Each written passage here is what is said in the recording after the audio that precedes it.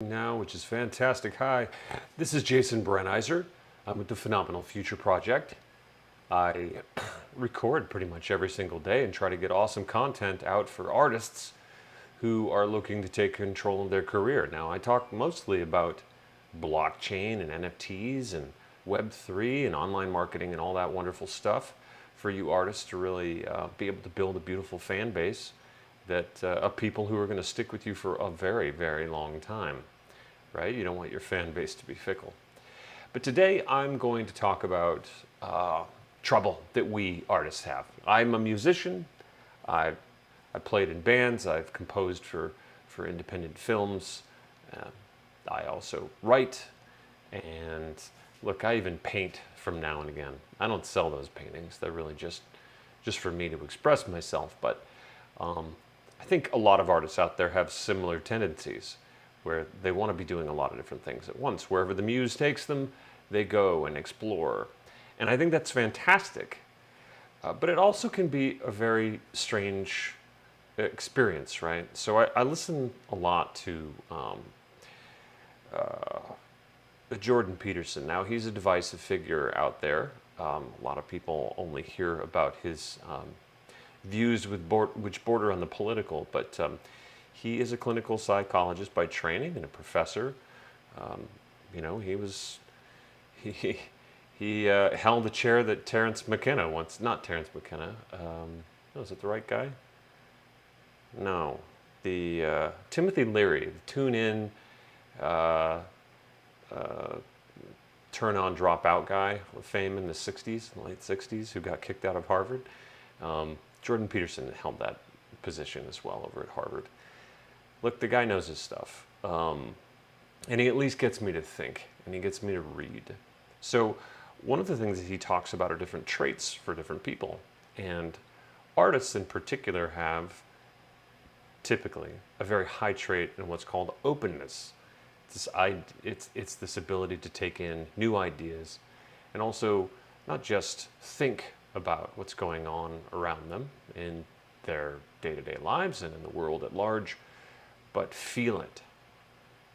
There's an emotional resonance that can often come with that. And it's like a superpower for an artist to be able to translate that for other people and help them have some sort of expansion or transformative experience through art, a type of catharsis. But that high openness can also be difficult. There's, you know, if you have compassion for someone that then turns into resonating and absorbing their feelings, where you might end up not being able to maintain your center line, it's easy for artists to go into a tailspin. And that does not necessarily help the creative process. And I've been dealing with that for the last few days. I have, my whole life, I've experienced tendencies toward depression, whether that's chemical or how I was raised or what. I have certainly knowledge of those tendencies from when I was really, really young. I have a feeling it's just part of my makeup. Again, double-edged sword.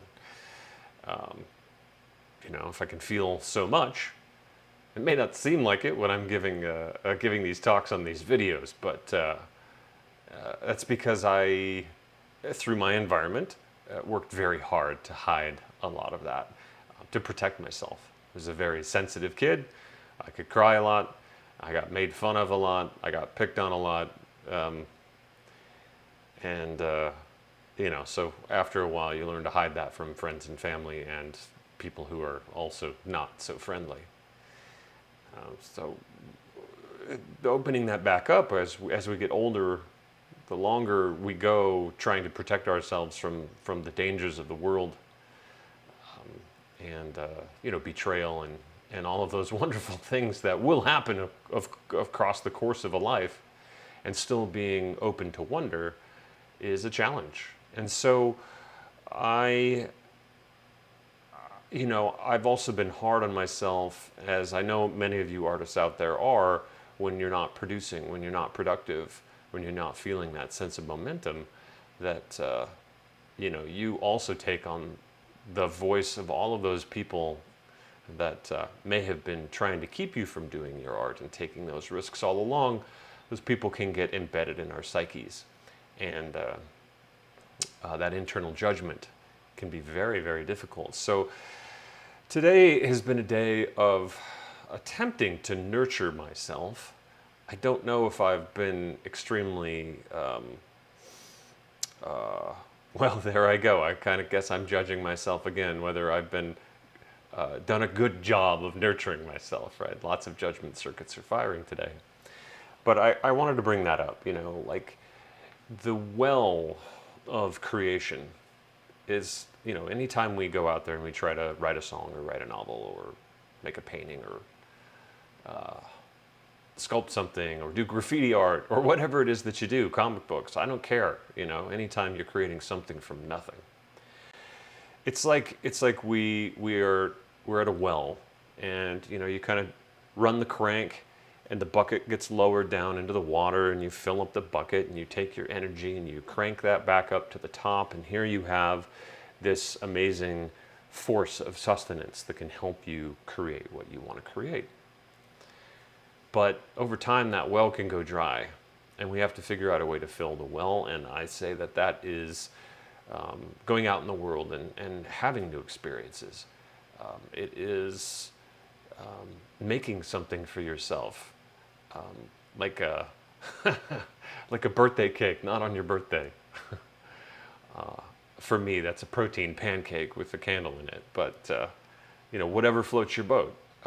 This idea of having that inner child feel like they're special and loved, and that their ideas are worth something, even if they don't fully flower and go off into the world and have a life of their own.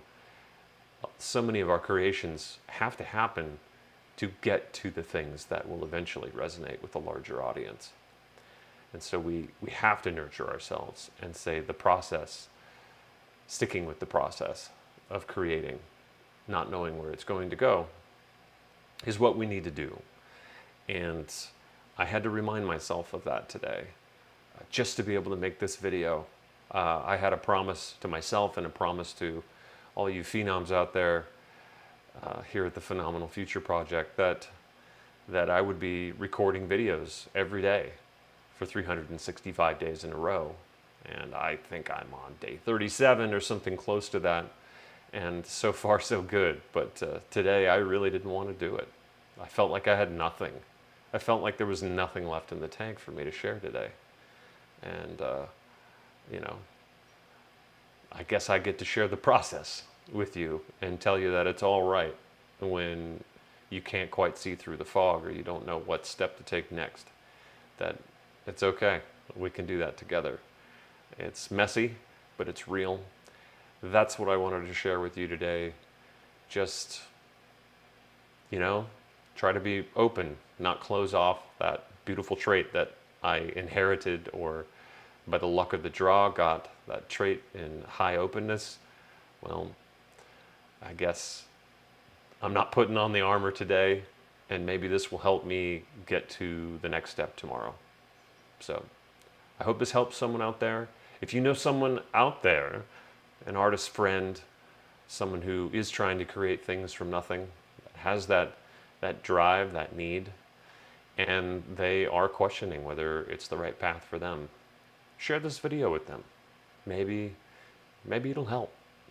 Why not? It can't hurt. That would be awesome if you could do that. And certainly, wherever you're watching this, if you could subscribe or follow, that would also be extremely helpful.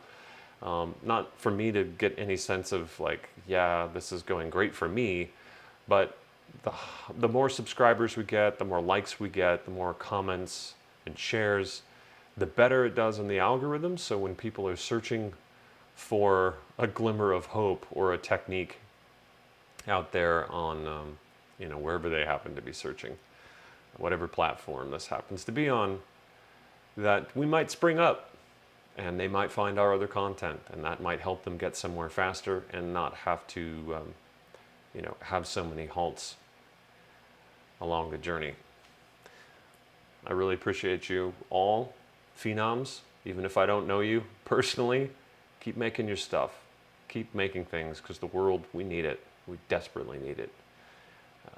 Dreamers make a future seem possible, especially when we have all these problems that we get inundated by in the news. Let's put out some positivity in the world. Again, love you, phenoms.